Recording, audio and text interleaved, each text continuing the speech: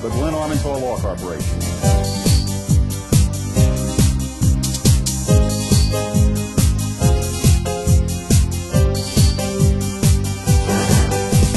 Tonight on Blue Mondays. The runoff election is just days away, and tonight we're going to bring you three of the top Democratic contenders in this area and asking for your vote here tonight on Blue Mondays for November 5th, 2007.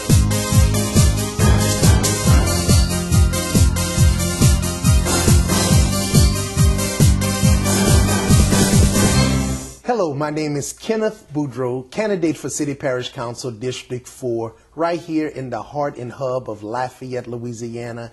And it is certainly a pleasure to be here with you today, sharing this time with you, just kind of reintroducing myself as a candidate. Of course, I feel that we have met somewhere along the way in my community service roles, whether it's working in our schools with our children and our parks and playground with our children, or even with our elderly of the community, making sure that their needs are continued to be met. I offer myself to you as a candidate simply because I feel District 4 needs a serviceman. That's correct, a serviceman who can respond to the needs of people. At times we have tried to sophisticate our local government, and although I respect the technology world and the sophistication of things, I think we need to go back to grassroots, hardworking service people who can get out into our communities and respond to the needs of their constituents. And that's what I offer as your candidate. I have been operating and campaigning off of the acronym SHOES, and I would like to explain that to you just for a second here. That's right, we want to put SHOES as our platform, not necessarily on our platform. SHOES is simply, S is for safety. At the top of the needs list in District 4, we have safety issues. We have person-on-person crimes, we have open-air drug dealing, and we need to put a stop to that. Therefore, we need to have a good, organized, well-drafted program in place to deal with our safety issue. I am certainly an advocate of the programs that the City Police Department, the Lafayette Parish Sheriff's Department, and our local marshal's office are doing at this current time, but I think there are a few more things that we could add to that. In reference to safety, I think the first thing we ought to look at is prevention. Yes, indeed. We ought to prevent crime at all costs. That's going to take an enhancement of our recreational services that we offer throughout our government, as well as our educational services with our local school system. I attest that I will, in fact, try to build a greater working relationship with the Lafayette Parish school system through our local consolidated government. And that's how we're going to prevent crime from happening, through recreation and education. But in the event that we cannot prevent the crime, we then must, as adults and as service providers, really enhance our level of participation with our young folk. That's right. We got to participate in the things that our young people are doing so that we can have a greater impact on their thinking as well as their actions. Unfortunately, prevention and participation alone will not do it. Therefore, we need good policing efforts. I want to bring the police department up to maximum staff. No one could actually tell me the last time the police department has functioned fully staffed, fully equipped, fully serviced. I commit to try to make that happen, not only for District 4, but for the entire parish, because safety is certainly where we need to be. And last but not least, prosecute. And if all else fails, we will have to have good, strong, fair prosecution. And I am so happy that I was a part of recently being able to bring a prosecutor on board through the district attorney's office, where that individual specifically will deal with habitual offenders and individuals who could commit crimes over and over and over again and come back into our system. So safety is the first part of our acronym SHOES. Secondly, a tremendous need in District 4 and throughout the parish is housing. People say, I see houses for sale all the time. Absolutely. The reason they're for sale is because they're not affordable. I want to promote affordable housing. Unfortunately, with fixed and low income individuals, a $150,000 home is not realistic. We are going to have good, well-built, safe homes that could sustain hurricanes, winds, and give comfort to children and adults, but at the same time remain affordable. And I would like to get with our community development department as well as our local housing authority to make sure that each and every individual who aspires to own their own home is granted that opportunity through hard work and commitment of themselves. So housing is the second phase of our SHOES acronym that we will put as a platform for the entire consolidated government. But in order to have housing, we need to create opportunity, and that's the O in SHOES, opportunity. We need jobs. Unfortunately, everyone will not go to college, okay? We need a good labor-intense workforce here in Lafayette. We need labor-intense workforce as well as high-level workforce for highly educated individuals. There must be a balance. I think that can be achieved through our frontage roads. That's right, but not only frontage roads for District 4. I want to have frontage roads across the entire I-10 in the upper portion of Lafayette, which ironically will be a benefit to Districts 1, Districts 2, Districts 3, and Districts 4. So this isn't a selfish idea. This is something that the entire parish can benefit from, and it will help create that labor-intense workforce that we need for those of our constituencies and our family members who choose not to go off to college, who simply want to get a trade in air conditioning and welding and construction work, where they could have good work, good pay, and be able to afford that affordable housing that we spoke of. So you have safety, you have housing, and you have opportunities. But now I want to talk about equality. I would like to see Lafayette Parish grow evenly. I know there is a thought out there about smart growth, and smart growth certainly has some great components to it. But smart growth alone, if we don't grow evenly, will still hinder our infrastructure, our traffic problems, our signage issues. We have to have a commitment from this government, the council, the administration, the local Realtors Association, to make it an opportune situation for people to want to grow in upper parts of Lafayette. So I would like to promote something that I call even growth. I want to see businesses come into Lafayette evenly, not just locating in one area of town. So we have to have equality within our local government and within our local district, in particular District 4. And last but not least of our SHOES acronyms is services. The fact of the matter is I represent a large portion of people who are in need of the services of this local government. Believe it or not, everyone does not need services. Everyone isn't hindered when we talk about an increase in utility rates. Everyone is not impacted when we talk about fiber to home, where you may or may not have an option. What I'm asking is that you elect me so I could be your representative to make sure that the necessary services, the simple services like utilities and garbage pickup, okay, and hurricane response, and safety and law enforcement, and fire protection, the ditches being cleaned in front of our homes, and water running out after heavy rains. I would like you to assist me by making sure that the simple, everyday, normal services of a government is continued to be focused on and offered to the constituents of Lafayette. So there you have it. SHOES: safety, housing, opportunity, equality, and services. And that's why you should vote for me, because in order to get these things in place, it's going to take someone who has proven leadership and service that you could count on. I am proud to speak of my service in Brown Park as well as in the lease organization before consolidation with Acadian Athletic Association in NIA. I am proud to speak of my volunteer work in our local public and private schools. That's what's unique about me. I've worked with those from low economic status, but I've also had the opportunity to work with those who has tremendous economic status. And that's why I find that I am the best candidate for this election. This isn't an election about North Side and South Side. This is truly an election about service. I no longer want to refer to anything in Lafayette by a particular direction or location. In my geographic studies, I have found north, south, east, and west. They are locations, okay? They are not directions. I want to eliminate North Lafayette. I want to eliminate South Lafayette. I want to marry the rest of Lafayette. I want to refer to Lafayette by its name only, Lafayette. And I want to go one direction, and that is forward. And I am the candidate who can bring Lafayette forward. I am the candidate who will promote even growth throughout the entire parish. I am the candidate who can serve you on a daily basis because my service has already been proven through my work at church, through my work in our schools, and my work in this community. So those are the type of things that I offer you in order to become a better Lafayette and a better parish. Great. Thank I want to start off by thanking all my voters, all my supporters who came out and supported me in this primary election. We had a good support, a good turnout for us. We could have used a little more voters out there, but we came out second by, I think, 425 votes. I want to thank them very much for that. It proves that they want change. It's time for change.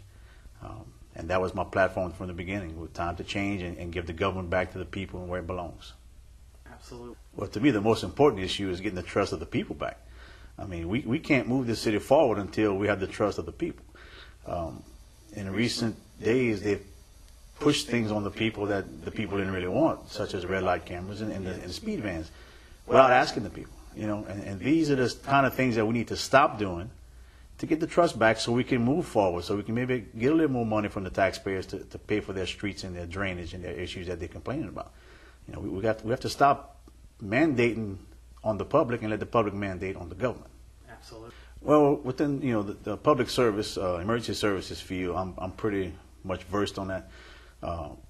I understand what goes on in those departments. I also understand on the city side, what goes on there as far as for budgeting and all that. But it's time to give the people the protection, both fire and police, that they deserve. I mean, they're dragging their feet on this lawsuit. It's costing us a fortune on this lawsuit in attorney's fees. And they continue to push it on and drag it on and drag it on. We offered $10 million settlement, and apparently it wasn't good enough, so the judge said, well, okay, now it's $15 million. And it keeps going up. I mean, it's ridiculous. It needs to stop. This government continues to push it. For what reason, I have no idea. If it's trying to make the firefighters and police officers look bad, it's backfiring, because there's a lot of support out there for the firefighters and police officers. And the government needs to see that and do the right thing and take care of the firefighters and policemen. Okay, I know in our district, District 2, nearly 60% of the people want to change, if you've seen the results. The biggest issue that they're talking about out there is not having their representative available. There's drainage issues that need to be addressed, road issues, quality of life issues, but nobody seems to want to go out there and talk to them. I mean, I went through the whole district. I walked every street in the district, and that's the message, that they have no one to talk to. If they call someone, no one calls them back. They email them, they don't get any emails back. I mean, this election is about getting the people back involved in their government, and that's the big change, the big push. They want somebody they can talk to, somebody they can grab and say, look, we need to do this drainage project. We're flooding 2 neighborhoods here. Let's take care of that. But if you have no voice, your district is dead. Right. And they're really frustrated about that. They have no voice. Okay, well, my major issue is, like I said at the beginning, was the trust issue. But we have so many issues that need to be dealt with within this government. It's going to take some time to deal with it all. I mean, we have issues in the planning and zoning departments as far as for developing Lafayette the correct way. I mean, there's so many issues that need to be addressed in that department. It's unbelievable. Public Works, we have, that's another pet peeve of mine, is Public Works. We need to get out there and be more business friendly, because that's what we're here for, is to take care of the people. So it's not business friendly right now, and I really want to get in there and change that. Some may say, it's not, that's policy and procedures, but guess what? I represent the people, and the people want the change, and they're going to get the change. I'm going to ask the hard questions. Somebody has to stand up and ask the questions, and we're not doing that now. No one's asking the hard questions, and I'm going to do it. And that's what they fear right now, is they know someone's going to come in and ask the questions that they have to answer. That's my big thing, is accountability. And then they don't have any accountability right now to anyone, and I want to bring it back. Hi, my name is Bobby Badon, candidate for State Representative of District 39. Ladies and gentlemen, I want to take this time out to thank everyone in District 39. It's been overwhelming for me. We've met many, many good friends along the way, and it's been a hard campaign since February for us. I don't intend to stop, because the 4 years will be even harder. I joined this race so I could make a difference for my district. I am a 2-term Carencro City Councilman, and the reason I ran for City Councilman in Carencro is many people doubted that Carencro could have made a change for the good. After several people talking to me about it, I ran for council. I ran a good, clean race, and we have been able to turn our city of Carencro around. It's taken a lot of hard work, but that is something that I am not afraid of. I am a Carencro businessman.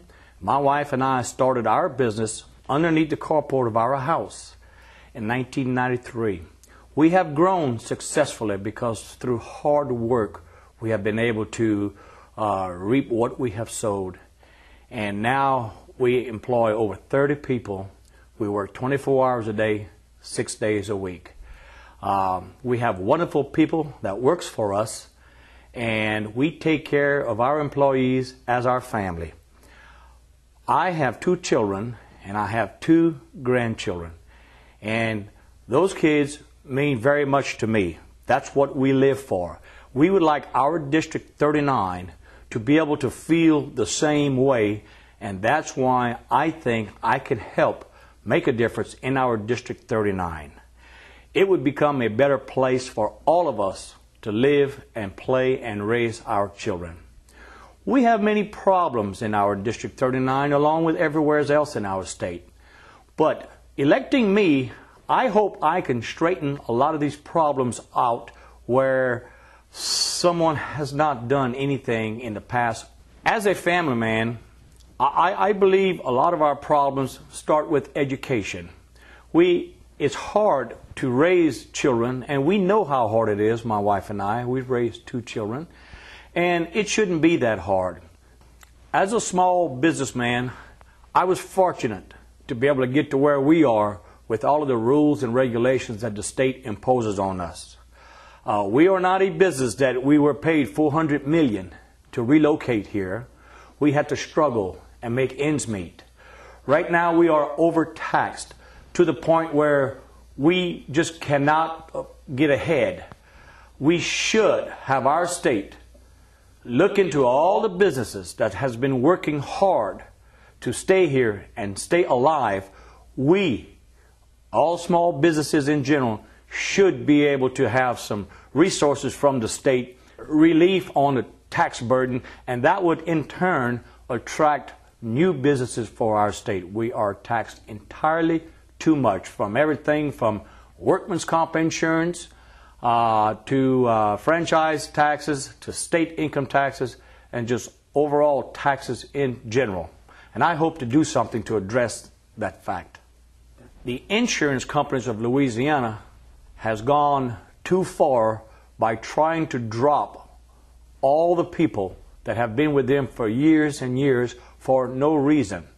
They've imposed doubling the premiums, and how well do I know? My insurance on my business has doubled. My insurance on my homeowners has doubled. That alone is a catastrophe for people, working class people who are living on a limited salary, to be able to afford doubling of their homeowners insurance. Something has to be done about this situation. And that is not even counting our senior citizens who live on a month-to-month budget. Our healthcare system is in critical shape. True, I understand that our charity hospitals or the University Medical Center, which some people refer to, they need revamping. But until we have a program in place, we need our charity hospitals. We have too many uninsured working mothers and fathers with children who cannot afford for their children to have health care or medical facilities that their kids can go to. We need additional walk-in clinics in every one of our small municipalities in our District 39, where we can, as a state, should afford our kids the best health care possible, because they are there to reassure our future. Certainly, ladies and gentlemen, voting is a privilege, and we cannot overstress that enough.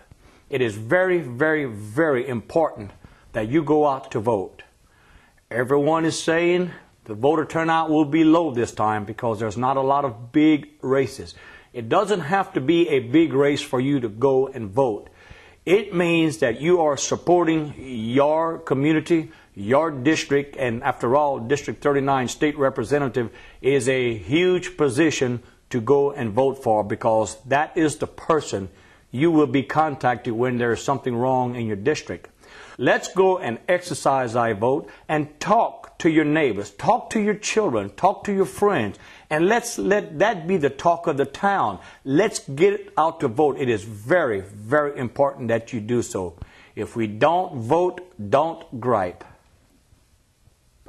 Yeah, the turnout in this general election is going to be very important.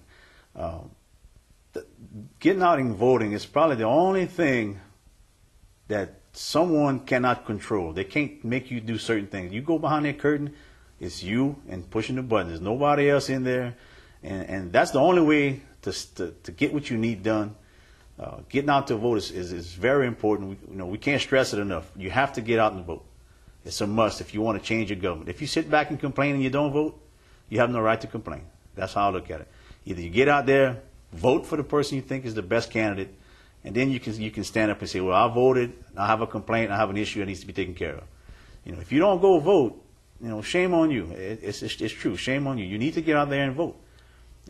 It's very important. I mean, in the old days, the voter turnout was 75, 80%, sometimes 90%. Now we're at 44%.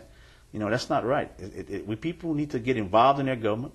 You need to go out, vote, and change things. That's the only way to get it changed, is to go out and vote. I thank you very much for your support, but I need one more thing from you. November 17th is the runoff. I need your support so I can go to Baton Rouge and fight for you. I will be there. Thank you very, very much. My name is Bobby Badon, candidate for State Representative, District 39, and my number is 54. We are in the fight of our lives. We have had a lot of success on October 20th. We were able to accumulate 49% of the vote in District 4, which is an awesome achievement. But unfortunately, we are now 0-0, head-to-head with one other candidate. I need you to go out and vote on November 17th. In the primary election, there was a thought that the vote would be split, and you proved them wrong. And now I am asking you to come out on November 17th and prove them wrong again, because they're saying you're not going to go and vote a second time. We need to vote at a very high rate on November 17th to assure that we get the proper representation in District 4. Lafayette is under the microscope. Lafayette is being watched by the surrounding areas as well as the entire state of Louisiana to see if we could maintain our energetic, experienced, committed, diverse representation on our councils and our committees. And this is the district that everyone is looking to. So to every resident of District 4, I need you to go out and vote on November 17th. Your vote does count. The thought of feeling that your vote doesn't matter, let me tell you, we were 31 votes away from winning this election on October 20th. 31 more people go vote. We are victorious at this time. So please, I plead with you, exercise your right to vote. I would like to take a moment to share a simple story with you. I am running in this election because my grandmother taught me to vote every time. And now I'm asking you to do the same. Whether it's an amendment, whether it's a major election, a minor election, a presidential election, it doesn't matter. Please exercise your right to vote. The two most powerful things you have in your arsenal, in your possession, is prayer and your voting power. It is more powerful than money. It is more powerful than dozers. It is more powerful than commercial equipment. You must go out and vote. This is what determines the type of people we put into office. There have been instances throughout this state where individuals, whether it was governors or prosecutors or parish presidents or mayors, who have made decisions that has had a negative impact on your life. And you ask yourself, what can we do? Marching is fine and dandy, but marching alone will not resolve the problem. Protesting is fine and dandy, but protesting alone will not resolve the problem. The only place those issues can be resolved is in the voting booth, people. I must encourage you to go out and vote, and you determine the type of people who serves us through public office. And I want to be that person, the proven leader, the person who has been committed to this community, the person whose service you could count on. So please, I plead with you. I certainly ask you to vote for me, Kenneth Boudreaux, number 74. But you know what? If you choose otherwise, just please go out and vote. They are expecting, right now the projections are for us to be under 20%. Under 20% cannot be tolerated. We must go and vote at a 50 percentile on this runoff election, in this general election. Otherwise, all of these races, all of these districts will be in question, and we don't want to leave that to question. You make it happen. Your vote counts. You go out and vote Boudreaux, number 74.